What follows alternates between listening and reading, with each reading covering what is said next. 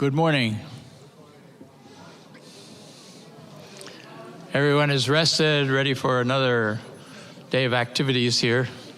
It's a pleasure to see you all and some new faces too that have arrived. This particular course has been called Remembering the Bob for the bicentennial of his birth.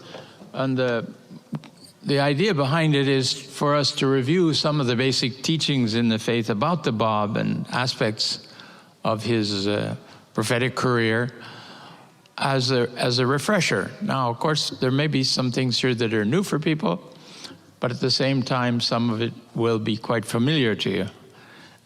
This is mostly what I've collected here for these sessions is from the writings of The Guardian.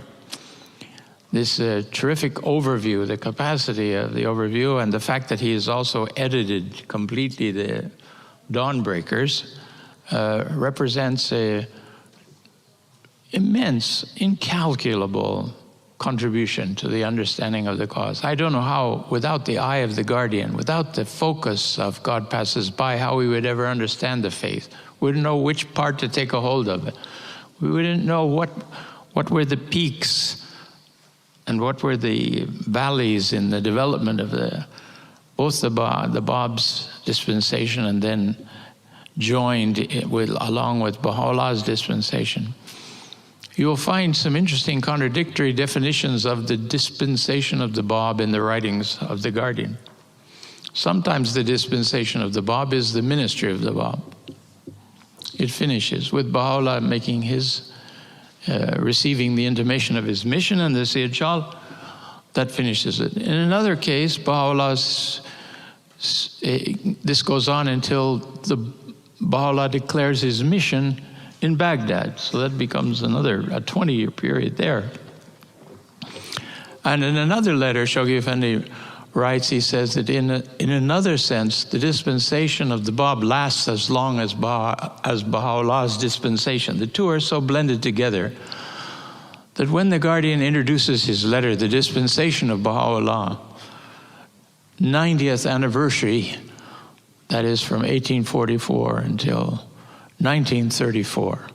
He says, this is the 90th anniversary of the birth of the faith of Baha'u'llah.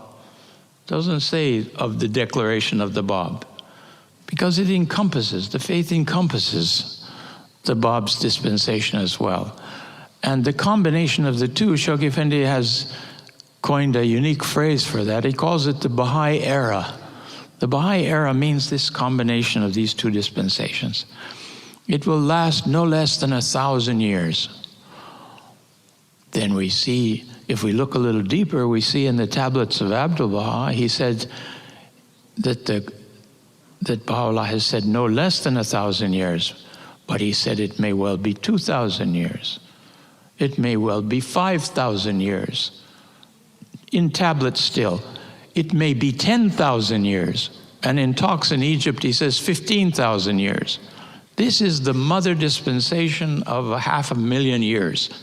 It's got to produce something. So it may take longer if we don't get busy and use up its energies and draw on its confirmations. But something will develop for sure. But it's going to be a challenge to the people after 1,000 years. There'll be a number of people, no doubt, will decide they're prophets of God and announce themselves, and that'll have to be all straightened out. We're coming to the consummation, you know. With this dispensation, the world comes of age. And all this unification, which began with family unities and tribal unities, city-state unities, national unities, and now international unity, this is the culmination of the social evolution of mankind on this planet thus far, which is still, if we look at it very carefully, is still rather primitive. I mean, the mankind is not very far advanced.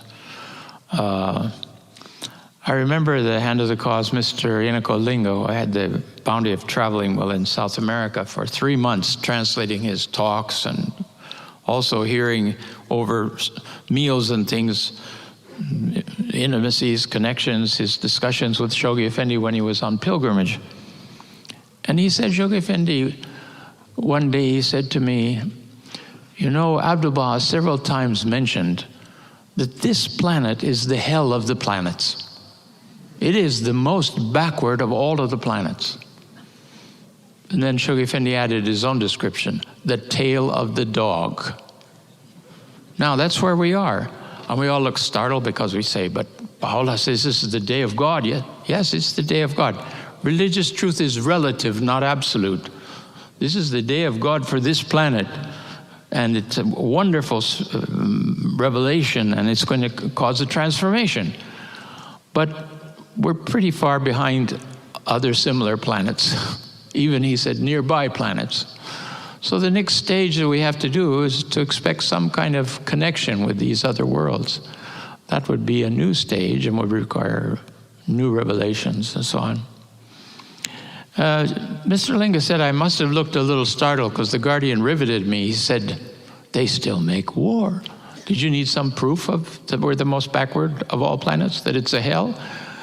The human beings that have been created by God to live together in harmony, and He's provided everything necessary on the planet that we can organize ourselves and live harmoniously and with prosperity. We devise methods of how to murder each other and go at it. You don't want to count the number of dead from the last century from actions of man, or even this century. Somebody was just mentioning probably there, from the beginning of this century till now, of what we have recorded, there's about 20 million abortions of children. I hate to say, but Abdu'l-Baha said it's tantamount to murder.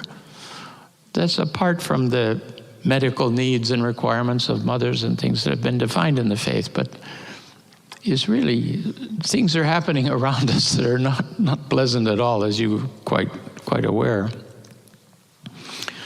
So now we come to how does the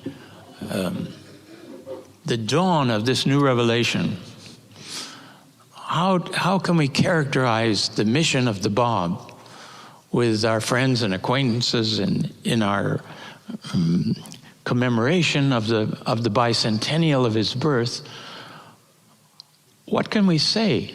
And yesterday I was posing the question that if somebody asks us, tell me about the Bab, what's the first thing that comes in your mind when you think, how am I going to answer this question? And I was suggesting that some of us are accustomed to the answer that he's like, kind of like the John the Baptist before the coming of Jesus, which in some senses is correct. John the Baptist was the announcer of the coming of the Christ. We, in Christianity, of course, we don't give him the station of a prophet, but in the Quran, he's a prophet of God. And he has his own laws and his own teachings.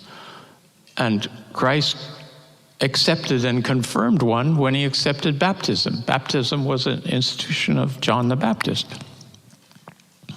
But the difference between John the Baptist and the Bab in relation to John the Baptist and the Christ, the Bab and Baha'u'llah, is that Baha'u'llah and the Bab are twin manifestations of God. The light shining from John the Baptist doesn't join the light of Christ and reign over the Christian dispensation. But in this dispensation, we have two independent sources of divine light. In a sense, it's like some of the planetary systems have two stars at the center of them, two independent sources of light, one revolving around the other, that shines on the planetary life of that solar system. That's Baha'u'llah, of course, affirms this and talks about the Bab being his own previous manifestation. It's the continuity of the two of them. Independent sources of light that are shining on the institutions of our faith. Quite interesting that in the Will and Testament of Abdu'l-Baha, Abdu'l-Baha stresses that the light of the Bab and the light of Baha'u'llah, two independent sources of light, are shining on the guardian of the faith. And then in a separate line, he doesn't say on the guardian and the house of justice as if that was always going to be together. He says shining on the guardian of the faith, protecting him. And then it talks about how they are not, and shining on the house of justice.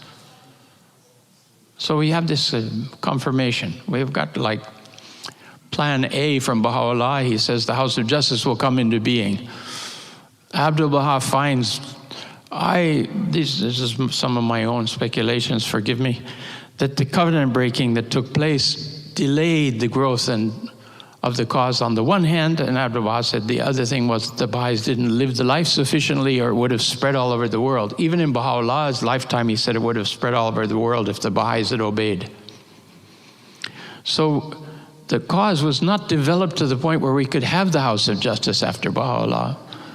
And Shoghi Effendi is introduced as the guardian of the faith. He extends the, if you will, that authority for interpretation that flowed from Abdu'l-Baha, extends it for another 36 years and moves us along through stages of the divine plan and brings us to the point where he could elect the house of justice. He considered, just after he was being appointed guardian, he considered, is it time to form the house of justice? He thought maybe, he gathered some of the outstanding Baha'is and talked to them, and he realized that there wasn't the level of maturity nor the expansion of the faith sufficient to create the house of justice at that time. So now we're back to plan A. We have the house of justice, we don't have the guardian. We have the guardianship, but we don't have a living guardian present in the house of justice. But this conforms to the promises of Baha'u'llah, how he will guide the house of justice and how they will be blessed. Now, returning to this theme of the Bab, what the role of the Bab is, have you asked yourself the question, what do I say first about the Bab? If somebody asks me, oh, the bicentennial of the Bab, who's the Bab? There was a lady came to a meeting in the United States in one of the gatherings, and she was happy to say she'd been in Haifa. And she wanted to be polite, so she said, I visited the shrine of Robert.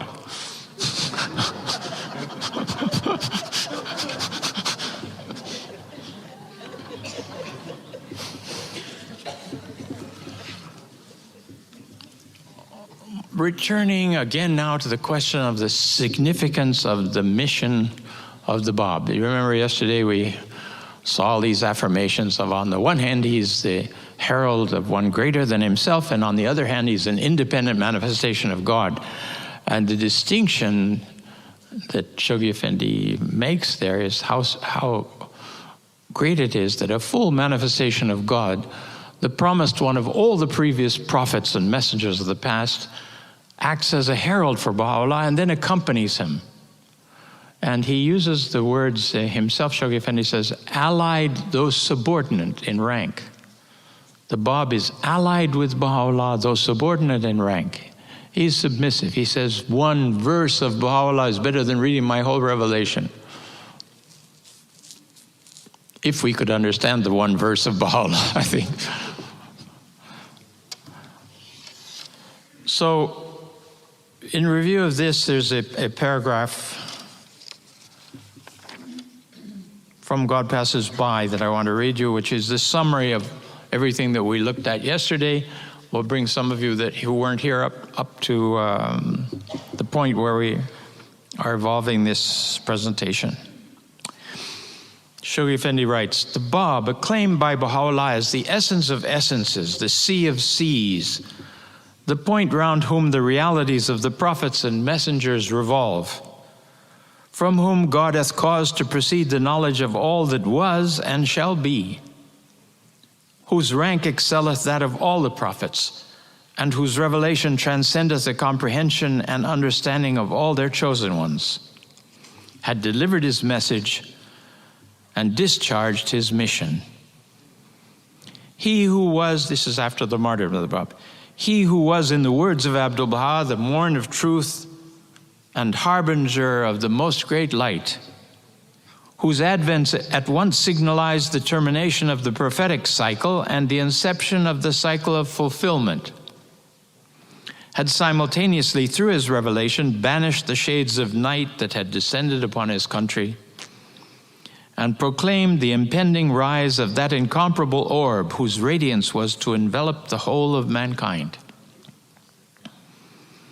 He has affirmed by himself the primal point from which have been generated all created things, one of the sustaining pillars of the primal word of God, the mystic fane, the great announcement, the flame of that supernal light that glowed upon Sinai, the remembrance of God, concerning whom a separate covenant hath been established with each and every prophet, had through his advent at once fulfilled the promise of all ages and ushered in the consummation of all revelations.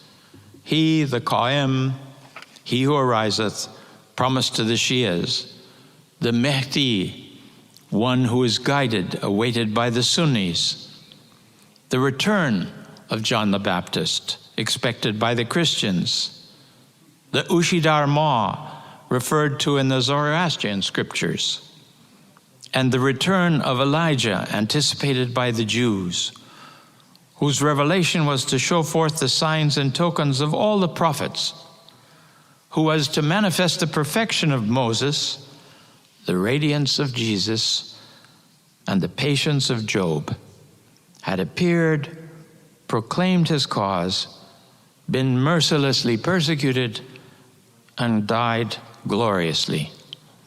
This is the consummation of all this. Shoghi Effendi writes, he puts this at the end of the chapter about the martyrdom of the Bab, which it gives us a terrific summary. Apart from the historic relationship of the Bab to past dispensations and so on, how do we conceive the person of the Bab? Because no doubt we form some image of him in our minds and our thoughts when we read the episodes of the Dawnbreakers, when we talk about the different periods of his ministry, when we hear how he revealed so rapidly in the presence of some of the most learned of the kingdom that he appeared in. And I would say we'd be stumped, you know. We'd say, well, you tell me, what was the Bab like from what you understand? Fortunately, we have this eye of the sign of God on earth. He looks at it all and he tells us outstanding qualities. He enumerates some characteristics about the person of the Bab. And he does it in two places in his writings. One in the dispensation of Baha'u'llah, and again in the foreword to God Passes By. I'm going to read those to us and see how that one phrase after the other gradually builds up an image. And very useful if we go and look at those things and try to remember them, because it gives us some way to articulate the feelings we may have about the Bab, or how would we represent the Bab in a conversation, or perhaps in the presentation that one or others of us may be making on the occasion of the meetings that we'll be gathering with friends and non-Baha'is about it. So first we have the description from the dispensation of Baha'u'llah. This comes right up at the beginning of this majestic letter that's in the World Order Letters of Baha'u'llah, the message entitled The Dispensation of Baha'u'llah. First, Shoghi Effendi talks about the dawning of this supreme theophany, the appearance of God to man, that is the coming of the Bab and Baha'u'llah. Then he describes and characterizes in this same way Baha'u'llah, which is something you perhaps are familiar with. And if you aren't, I hope you'll go and look at that, because it also gives you a way to describe the person of Baha'u'llah. He writes, and this is where this allied, though subordinate in rank, appears. Allied, though subordinate in rank, referring to the Bab, and invested with the authority of presiding with him over the destinies of this supreme dispensation. There shines upon this mental picture the youthful glory of the Bab. First characteristic. Infinite in his tenderness, irresistible in his charm, unsurpassed in his heroism, matchless in the dramatic circumstances of his short yet eventful life. I think, friends, you could organize Baha'i, the history, the Babi history, under these suggested characteristics of the Bab. Each one you meditate about, saying, how is Shoghi Effendi, where did he derive that from? Youthful glory. Where was the tenderness of the Bab expressed? Do you remember the prayer he gives to his wife when he leaves her? Suggests anytime she says that, she'll be with him. Irresistible in his charm. Various episodes you can come up with, especially reading the history of the Bab. By the way, the history of the Bab, where can we find this? Prime source, of course, is the Nabil's narrative. Beyond that, we have this wonderful summary of In God Passes By. Beyond that, we have Balyuzi, Hassan Balyuzi, The Hand of the Cause, and Afnan himself, who has penned a book called The Bab. That has a lot of additional documents and things that were too not known, mostly from the West, that he adds into this thing. Creates a much expanded portrait of certain aspects of the Bab's ministry. So you want to, if you haven't read that book, you want to go back to it. Maybe you would say, well, I've read the Dunbar, so I don't need to read Balyuzi. But no, Balyuzi is a terrific review of certain aspects that you don't see other places. Now, having done that, he returns to the theme again when he writes God Passes By, 10 years later. And what does he say this time? He says, the first period, and he's describing the 4 periods in which he's divided the first Baha'i century. The first period, 1844 to 1853, centers around the gentle, the youthful, and irresistible person of the Bab. Matchless in his meekness, imperturbable in his serenity, magnetic in his utterance, unrivaled in the dramatic episodes of his swift and tragic ministry. So, friends, I think there we have, the basis for a verbal portrait, if you will, of the Bab and of his person and of his character that we can't find anywhere else. And if we can absorb some of those characteristics that the Guardian has mentioned, we'll be on fairly firm ground to give a response to what was the Bab like, or what can you tell us about the Bab? Of course, we can always tell the people, well, you can find all that in that book and this other book, but that's not very uplifting at the moment of the conversation,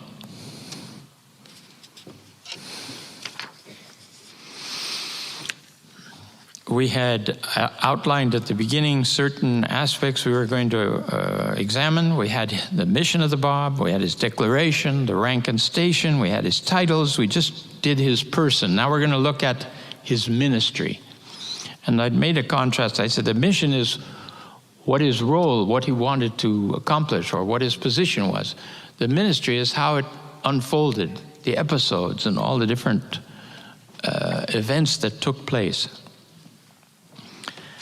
We return again to these 2 statements that I mentioned yesterday, summaries that Shoghi Effendi made for non-Baha'is, because it's where he reduces the whole thing to the shortest presentation. In the statement he made in 1947, he summarizes the ministry of the Bab in the following way. This is helpful because we want to repeat that perhaps in our meetings. We want to talk a little bit about the ministry of Baha'u'llah, and we think to ourselves, we're overwhelmed by the whole Dawnbreakers. What can we possibly say? Here's the way this eye of God, this sign of God on earth has summarized it for us. Swift and severe persecution launched by the organized forces of church and state in his native land precipitated successively his arrest, his exile to the mountains of Azerbaijan, his imprisonment in the fortresses of Maku and Sharik, and his execution in July 1850 by a firing squad in the public square of Tabriz. Encompasses the whole of the ministry of the Bab. In the foreword to God Passes By, again, he outlines the same short picture, you will, of the whole of the ministry of the Bab. This is what he says. It begins with the declaration of his mission, culminates in his martyrdom, and ends in a veritable orgy of religious massacre, revolting in its hideousness. It's characterized by 9 years of fierce and relentless contest, whose theater was the whole of Persia, in which above 10,000 heroes laid down their lives, in which 2 sovereigns of the Qajar dynasty and their wicked ministers participated, and which was supported by the entire Shia ecclesiastical hierarchy, by the military resources of the state, and by the implacable hostility of the masses. You can find that in the foreword to God Passes By. Expanding a bit on that, in the same period, in the work which has become known as The Promised Day Is Come, a letter of Shoghi Effendi to the West, he also reviews the lives of the central figures. And he sets forth the progressive stages in the ministry of the Bab. He titles this way. And these are the points that he makes there. And of course, this is a bit expanded over what's in the foreword. Now, this is an earlier, larger picture. You will recognize a number of these episodes. Some you may, some you may not.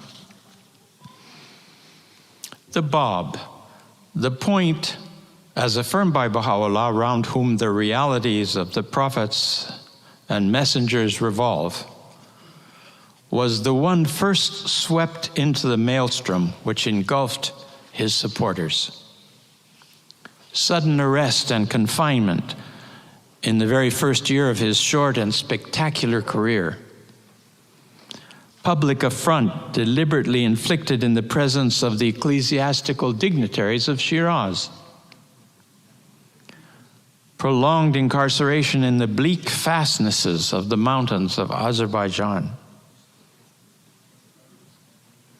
I stopped there to say I had the bounty of visiting Maku in 1973.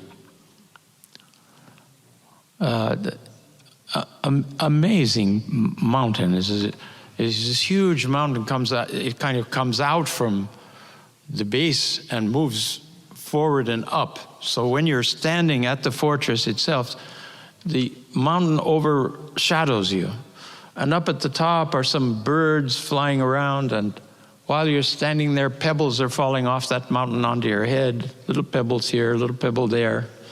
A very bleak place, set up above the town of Maku. It looks out over the town. And it was a fortress. By the way, the government is renovating as a historical site now. Quite interesting. They had removed, previously they removed part of it after I was there. The government, because they found people were making visits to this portion of the fortress where the Bab had been incarcerated, they built a mosque there, so to obliterate the history of the Bab. No, now it's become the Mosque of the Miracles, where you go there and you can have an answer to your prayers. And people, of course, are thinking this is connected with the Bab who was here. Quite kind of backfired on them.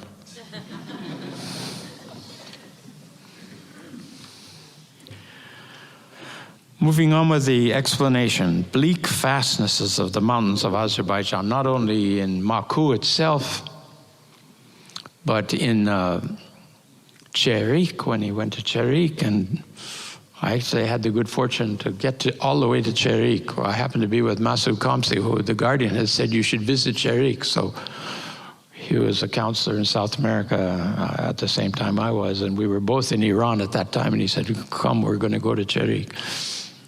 And we marched up in the rain, there's no road to go up there. You walk or ride a horse. But we walked to the base of what was the fortress of Cherik.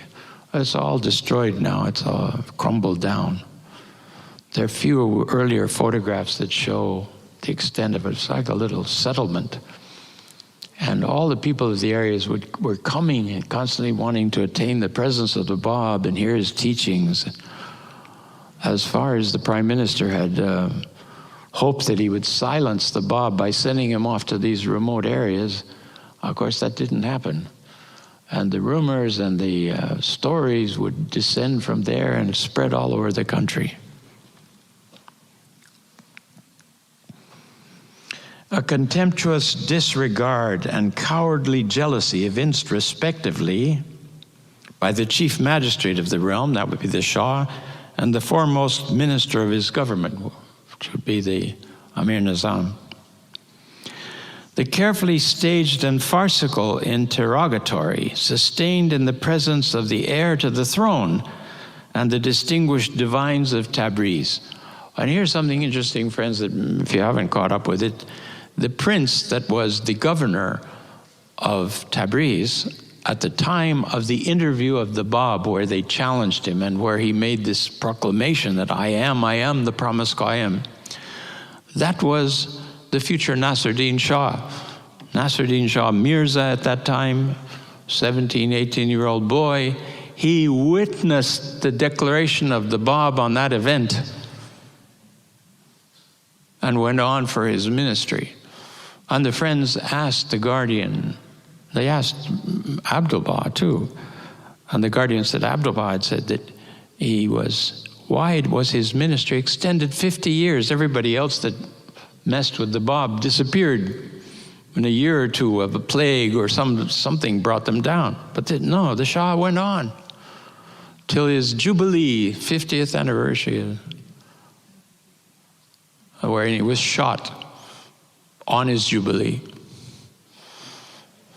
Mr. Linga said, when I was with Shoghi Effendi, he talked about this, and he said, and then when the Shah was shot, he said, he went straight to hell.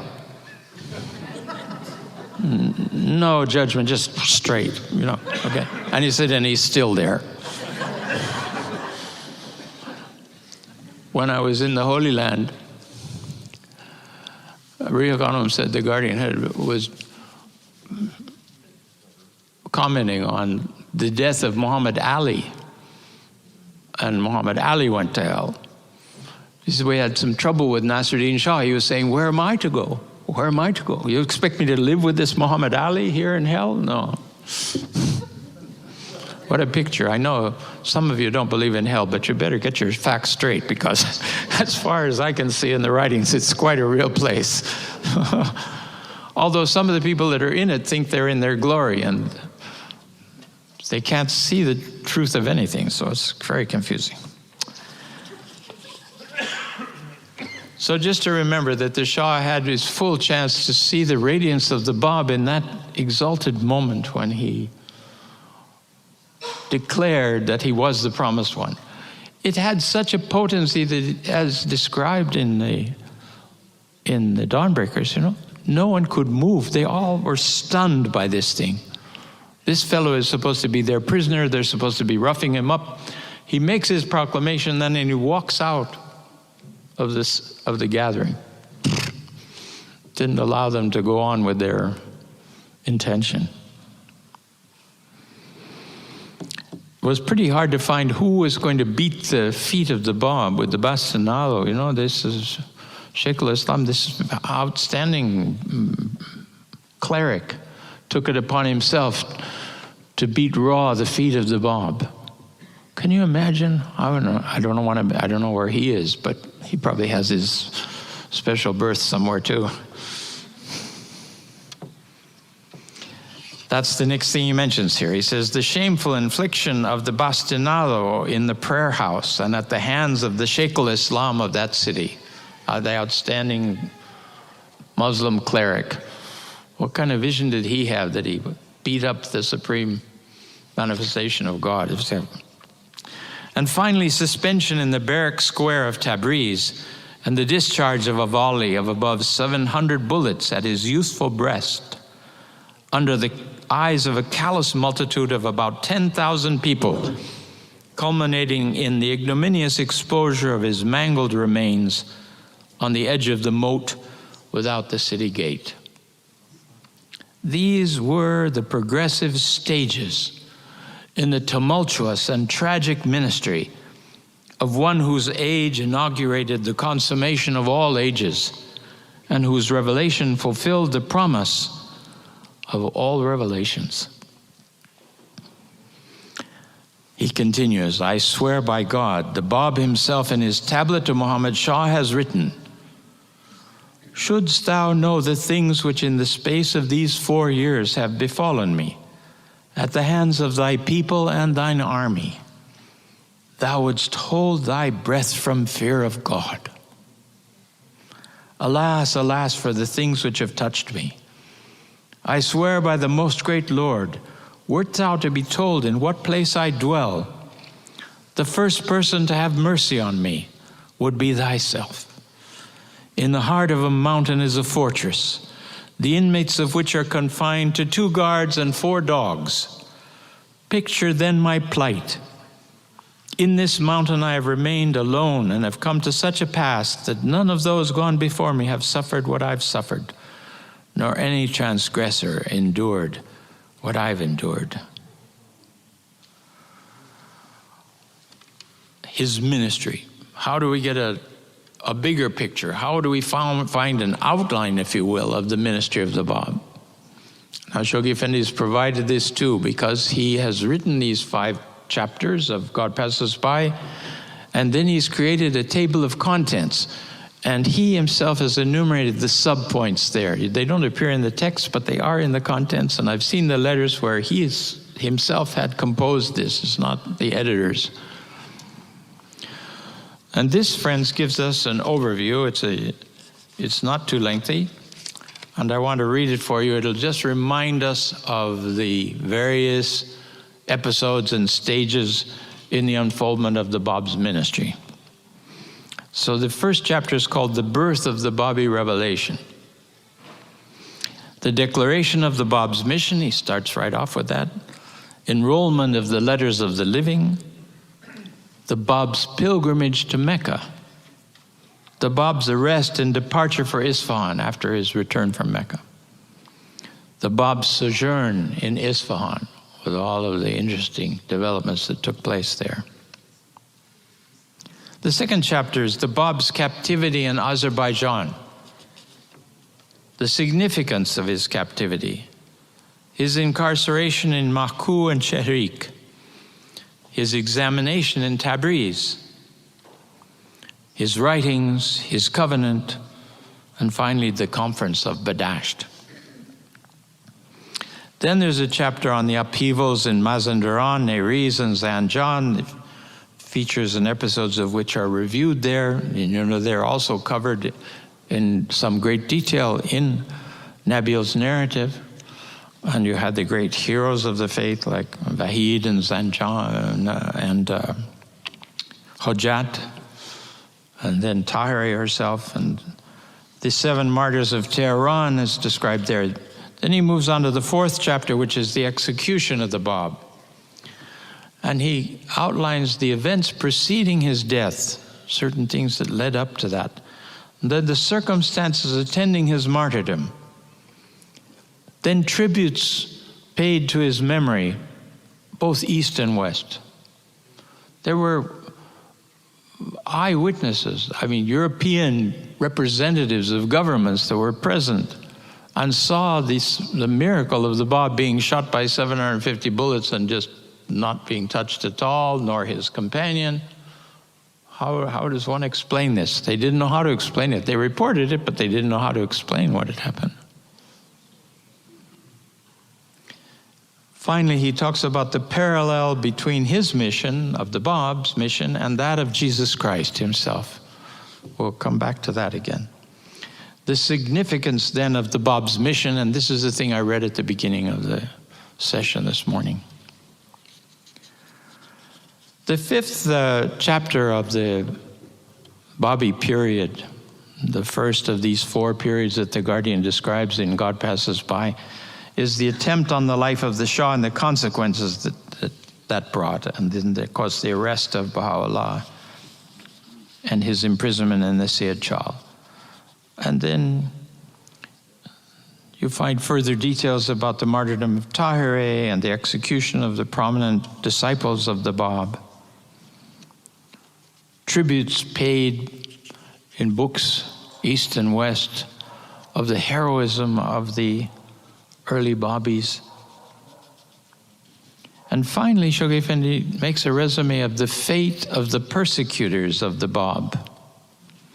Those that persecuted the Bab and his disciples. What happened to them? That's quite a dramatic close to this whole review that Shoghi Effendi offers us of the.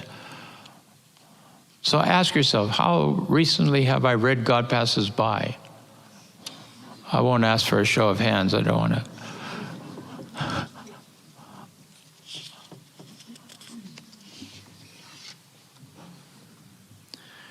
That brings us now to this a little more detail. You remember the episodes of that Shoghi Effendi points out, particularly the two episodes preceding the martyrdom of the Bab. The one where the official comes and says, "Come with me immediately," and the Bab says, "I'm not finished with my conversation," and he says, "Nothing in earth or in heaven can possibly interrupt me until I finish." And this man takes the Bab away for the execution.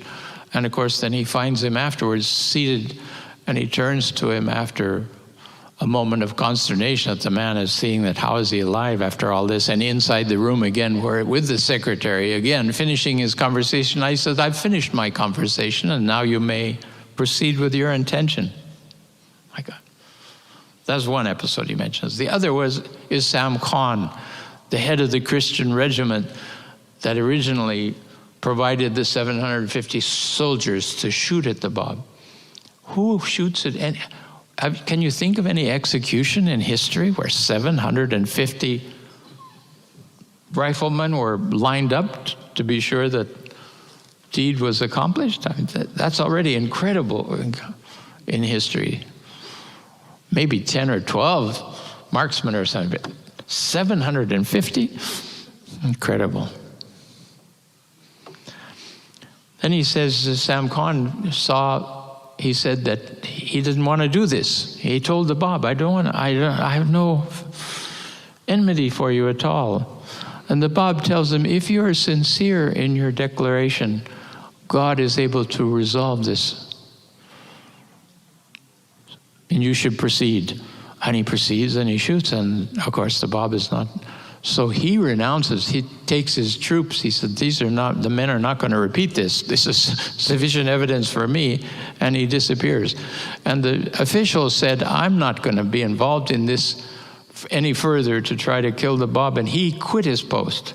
He said, even though it results in my own death, I'm not going to take one step forward in this again. Very interesting. Again, these as a kind of evidence of what was happening at this moment.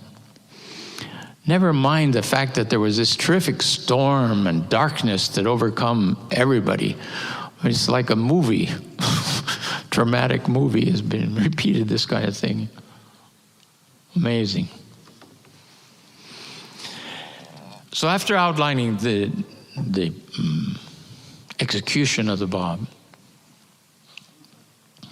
Shoghi Effendi draws this parallel with the ministry of the Christ.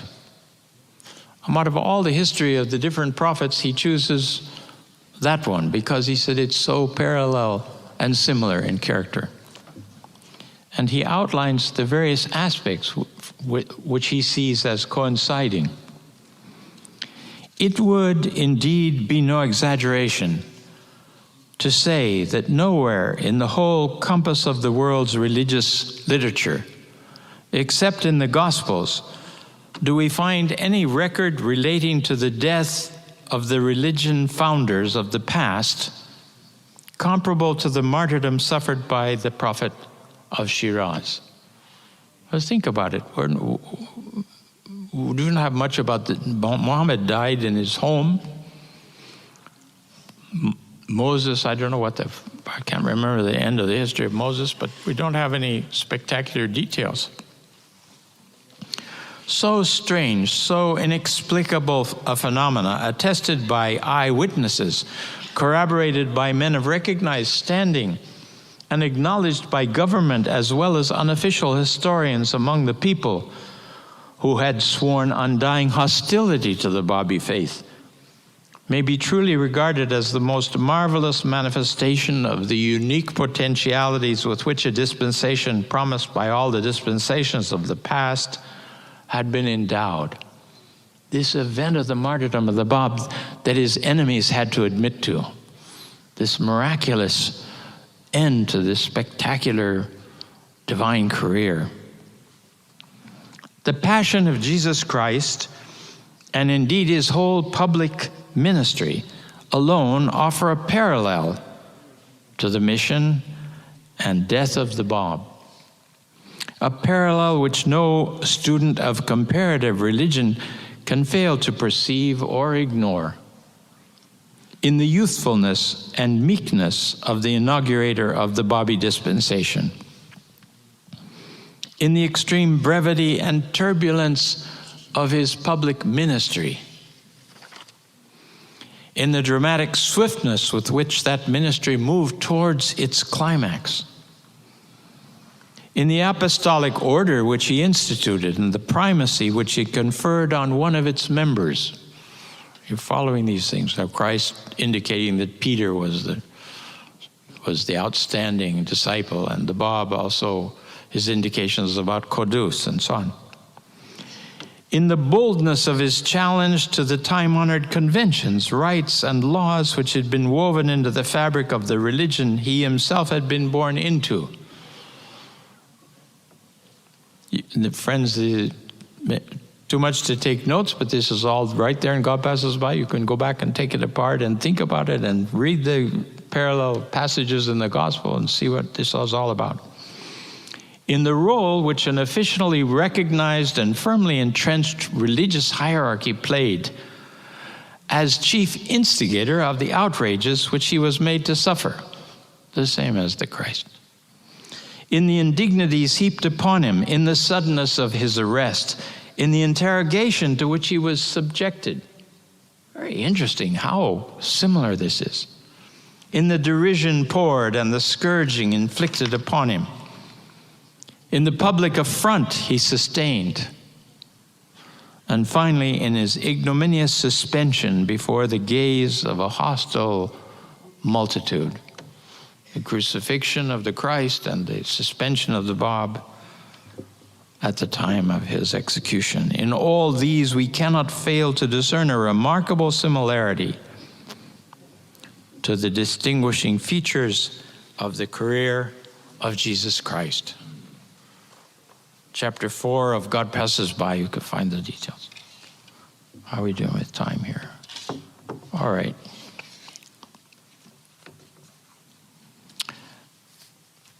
We have the bounty of having Dr. Saidi here with us to talk about the writings of the Bab. I have a section here about the writings of the Bab, some of which has come from him that I've heard.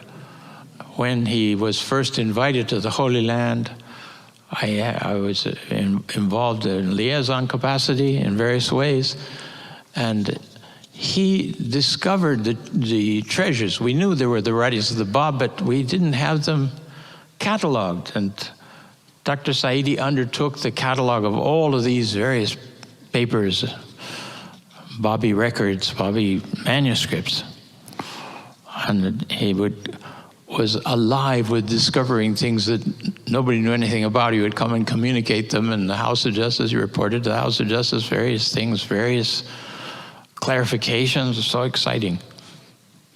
So I would say about anything I say with my ideas, you want to see if you can confirm them in the Baha'i writings. And I usually say anybody that you hear speak, you want to reserve and think, now, is this what I've read in the writings? Does this coincide with what the teachings say? I don't care who it is. You've got to go all the way to the top, except the guardian. You're going to have to ask yourself, is this right? Is this in accord with what I understand? But Dr. Saidi we have to listen to with a carte blanche, because he's exploring new territories that haven't been written down yet. And in the process, we get an inspiration. And now many of the passages which he's referred to and discovered then and so on have been incorporated in his book, The Gate of the Heart. And those passages have all been through scrutiny. The texts, some 100 texts from the Bab, are in that book that you won't find anywhere else, that have been approved by the House of Justice for publication. So there's quite a amplification, if you will. And I think in these days, he's going to lead us into a greater understanding, obviously, of these things.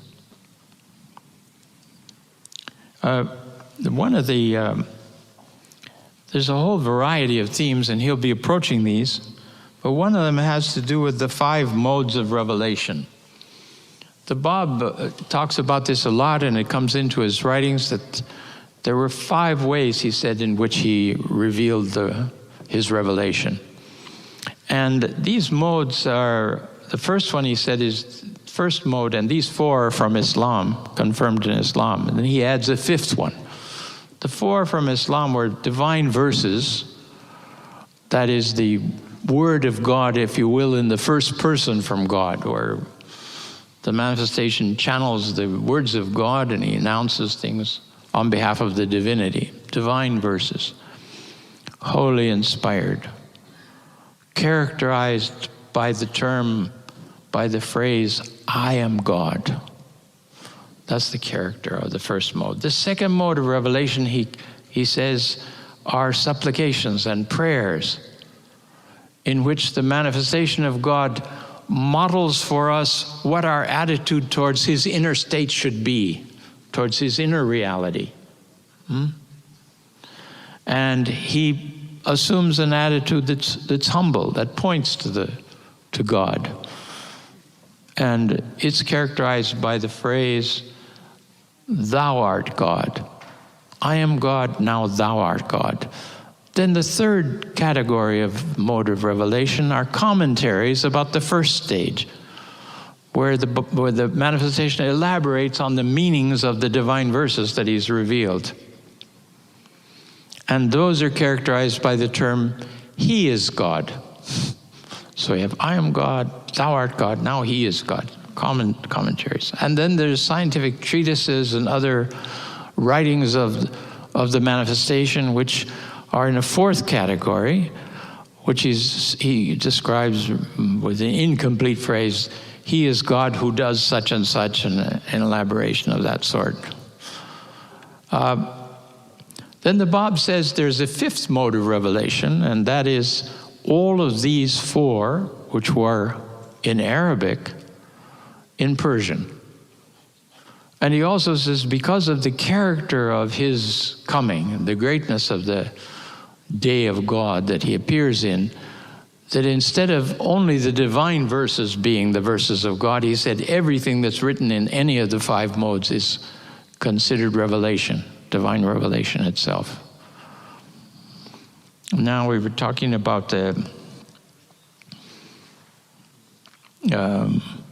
summary of the Bab, the writings of the Bab digitally, what we had available there, and there's still more things that will come and be discovered in the future, but digitally we were able to calculate the Bab's writings as 5 million words. And again, as pointed out, this is surpasses the summary of all the previous manifestations of God, again, probably double that. Then we say, well, what is left for Baha'u'llah? Actually, the digitation of the Baha'u'llah's words came up to 6 million. Amazing. I mean, this is just such an outpouring of revelation, the like of which we've never seen in prophetic history. Now, some of you may react inside. You say, you know, I've seen in the writings that we're not supposed to make any distinction between the manifestations of God. All of them are the messengers of God. Yes, friends, this is true, but we have to bear in mind the Igon defines the twofold character of the manifestations of God. On one hand, their inner reality is one light. It's the emanation of the light of God. It's the brilliance that makes them aware of everything below them, the whole of creation. And in that, they're all the same.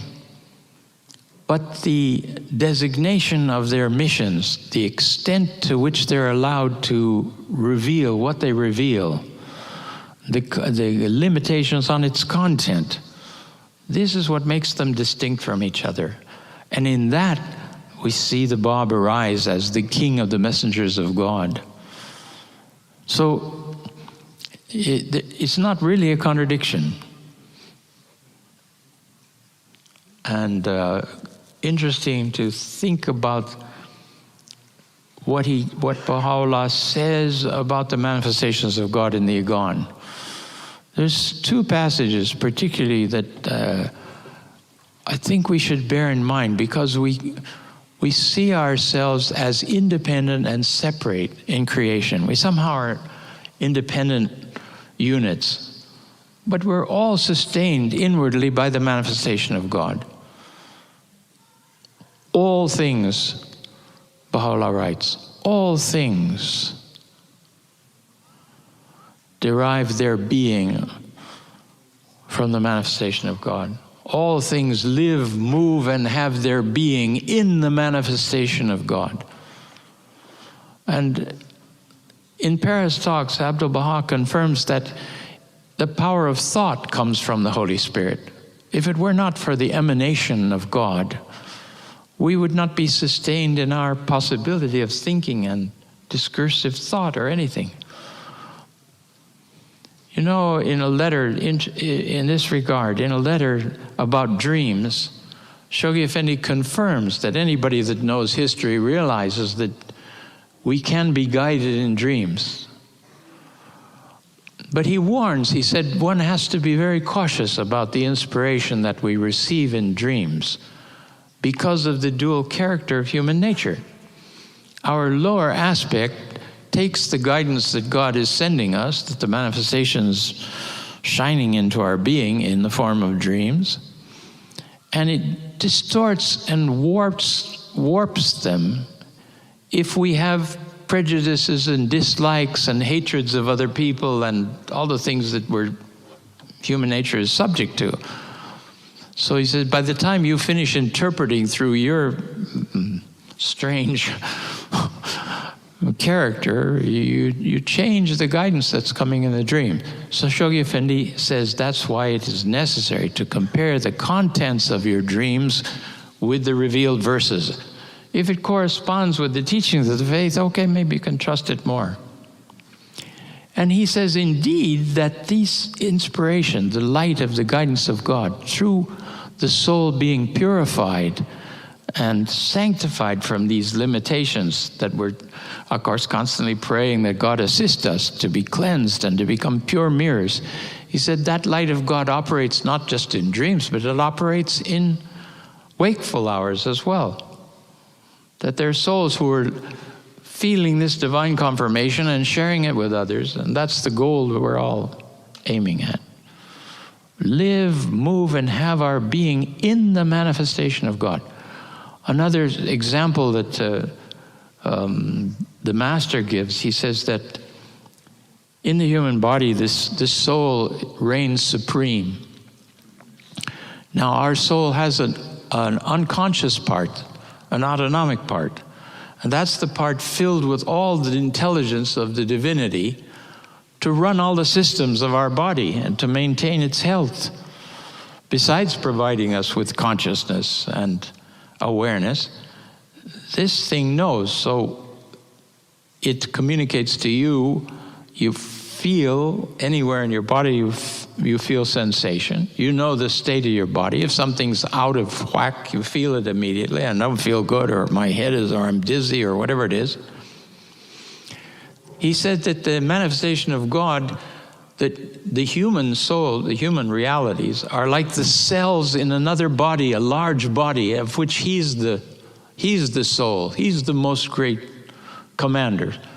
And that's why the manifestation, who has us as his body, that is his outreach, his consciousness, is aware of every soul. How is it you in your room wake up and you pray to Baha'u'llah and you feel good, and the other person on the other side of the world is doing the same thing, you know?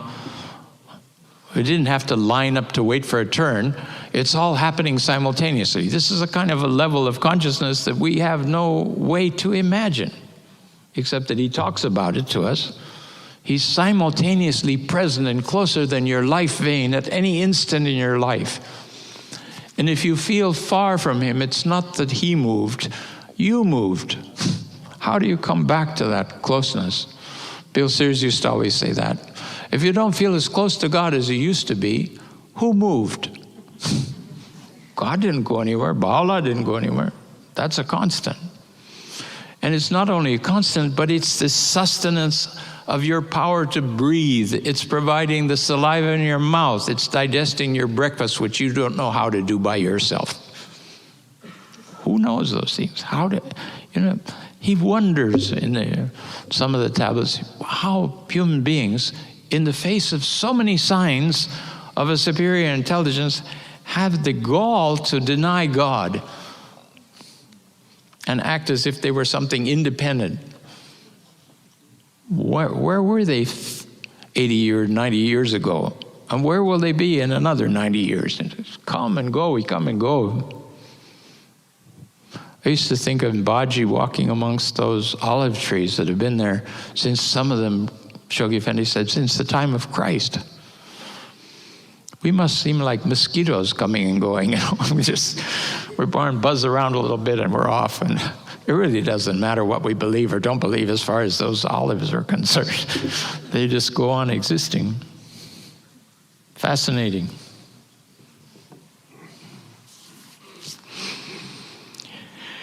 As far as the best known works of the Bab,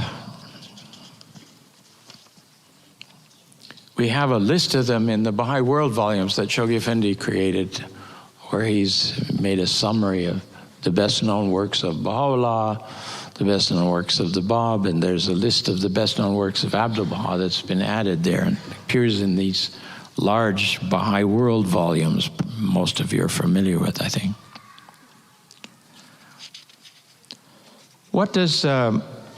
How does the Guardian summarize? How does he get into this whole question of his writings, the details of which, again, Dr. Saidi are beginning to introduce to us?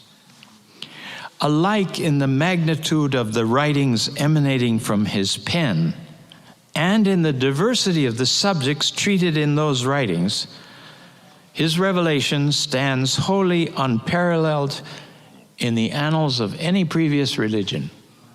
What a statement. He himself affirms, while confined in Maku, that up to that time, his writings, embracing highly diversified subjects, had amounted to more than 500,000 verses. The verses which have rained from this cloud of divine mercy, as Baha'u'llah's testimony in the Katabi-gan, have been so abundant that none hath yet been able to estimate their number. A score of volumes are now available. How many still remain beyond our reach? How many have been plundered and have fallen into the hands of the enemy, the fate of which none knoweth? No less arresting is the variety of themes presented by these voluminous writings, such as prayers, homilies, orations, tablets of visitation, scientific treatises, doctrinal dissertations, exhortations, commentaries on the Quran and on various traditions, epistles to the highest religious and ecclesiastical dignitaries of the realm, and laws and ordinances for the consolidation of his faith and the direction of its activities.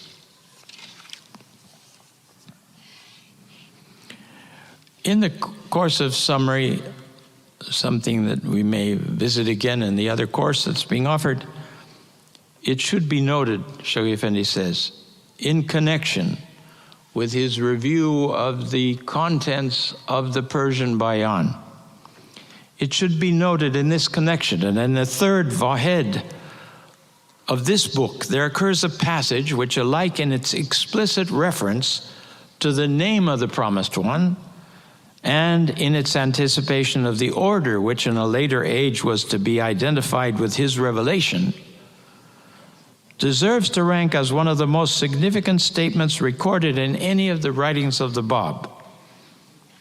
Then he quotes from the Bayan. Well is it with him, is his prophetic announcement, who fixeth his gaze upon the order of Baha'u'llah, and rendereth thanks unto his Lord, for he will assuredly be made manifest. God hath indeed irrevocably ordained it in the Bayan. Then Shoghi Effendi elaborates this theme. He says, it is with that self-same order that the founder of the promised revelation, 20 years later, incorporating that same term in his Kitab-i-Aqdas, identified the system envisaged in that book, affirming that this most great order had deranged the world's equilibrium and revolutionized mankind's ordered life. It is the features of that self-same order which at a later stage in the evolution of the faith, the center of Baha'u'llah's covenant and the appointed interpreter of his teachings delineated through the provisions of his will and testament. It's the structural basis of that self-same order which in the formative age of that same faith, the stewards of that same covenant, the elected representatives of the worldwide Baha'i community, are now laboriously and unitedly establishing. It is the superstructure of that self-same order attaining its full stature through the emergence of the Baha'i World Commonwealth, the kingdom of God on earth, which the golden age of that same dispensation must, in the fullness of time, ultimately witness. How the Guardian draws this significance of that phrase from the Bayan all the way to the golden age and the establishment of the kingdom of God on earth.